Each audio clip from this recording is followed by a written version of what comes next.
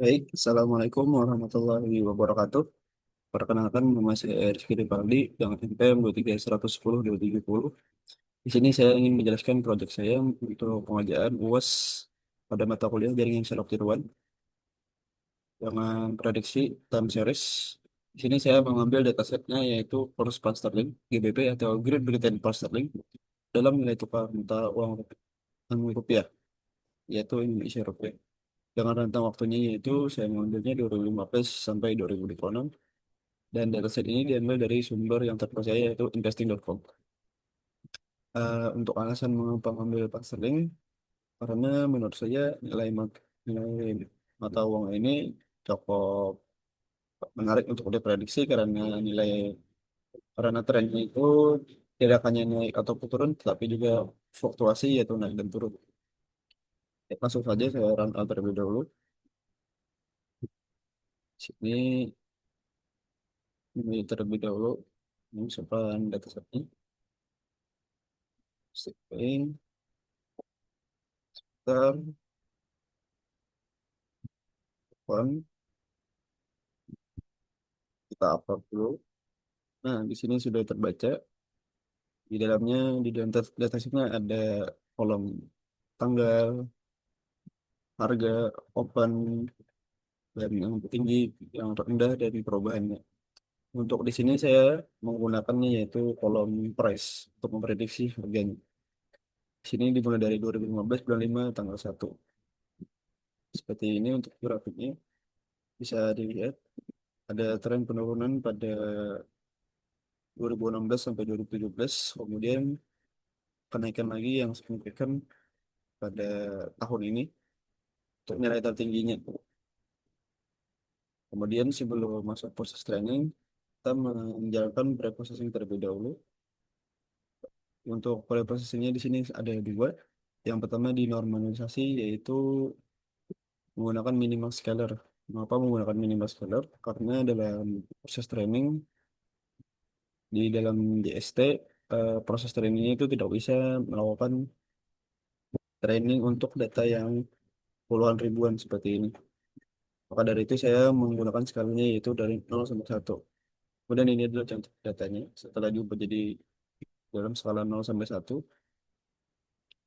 Kemudian setelah dinormalisasi, saya menggunakan sliding window. WNSS ini apa itu?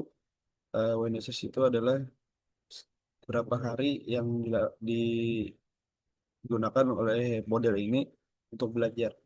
Jadi inputannya ini di X, yaitu 7 hari, kemudian dia nanti untuk hari ke-8. Sini, kemudian setelah lakukan Windows nya 7 hari, saya melakukan speed data untuk dibagi menjadi ada untuk yang di training ada 80%, 88, dan sisanya yaitu testing. Untuk testingnya 20%. Kemudian untuk di bagian arsitektur JST-nya, saya menggunakan model sekuensial dari Crash. Sini mengambil. Kemudian untuk strukturnya, sini menggunakan inputannya yaitu 7, yaitu menyamakan dari Windows yang sebelumnya. Kemudian untuk in layer pertamanya yaitu 12. Kemudian di layer keduanya yaitu 8 dengan masing-masing memiliki activation relu. Kenapa relu? Karena ini yang optimal untuk melakukan proses training. Kemudian outputnya hanya satu. Kemudian di kompil menggunakan optimizer Adam. Mengapa menggunakan Adam? Karena Adam ini bisa menyesuaikan untuk learning rate-nya. Kemudian di summary didapat seperti ini dengan total parameternya yaitu 209. Kemudian kita masuk ke proses training. Di sini sudah dijalankan terlebih dahulu. Untuk effortnya di sini pengulangannya itu 100 kali dengan batchnya 8, yaitu 8 data sekaligus. Setelah dijalankan, ini tadi tadi lihat kita dapat melihat grafiknya ini. Eh, untuk trend loss dan validation loss-nya terlihat turun cukup signifikan. Namun pada mulai awal sampai akhir ini tidak terjadi overheating, yang dimana model ini bekerja dengan baik tanpa menghafal. Kemudian masuk ke prediksi setelah tadi sudah di training, mulai melakukan prediksi.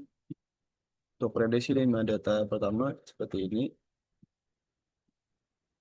dan data aslinya yang sebenarnya seperti ini. Kita lihat cukup ada perbandingan yang meleset, akan tetapi bisa diwajarkan karena cuma sedikit saja. Kemudian di sini saya menghitung RMS modelnya. RMS modelnya cukup tinggi, yaitu 200 sedikit melenceng. Kemudian untuk membandingkannya, saya membandingkan dengan baseline naif. Baseline naif ini membandingkan hari sebelum sebelum memprediksi hari besok dengan hari sebelumnya tanpa model apapun. Itu ini perbandingannya cukup signifikan, dan setelah saya pelajari dalam prediksi nilai tukar uang untuk beberapa mata uang ini, setelah saya pelajari ada yang namanya, kalau saya lupa,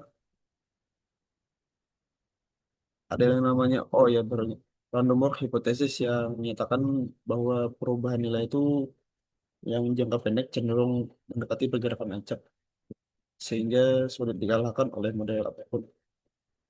Masuk model machine learning yang kompleks, kalau hanya menggunakan data yang sudah seperti saya gunakan sekarang, tanpa informasi tambahan seperti tentunya berita ekonomi, suku bunga, atau kebijakan moneter, akan sulit untuk memprediksi. Kemudian lanjut, setelah setelah melihat prediksinya, prediksinya sini saya akan melakukan perbandingan nilai tukar aktual dan prediksi modelnya. Sini bisa kita lihat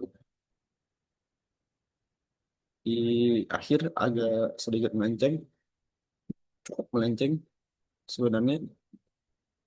Dan di sini saya menyimpulkan untuk penggunaan model ini tidak cukup akurat untuk memprediksi karena hanya berdasar pada data historis, dan pada sebagian data ada yang kosong karena setiap weekend kan ada yang libur, dan itu cukup menyulitkan data untuk belajar. Saya kira itu saja dari saya. Saya salah, mohon maaf. Assalamualaikum warahmatullahi wabarakatuh.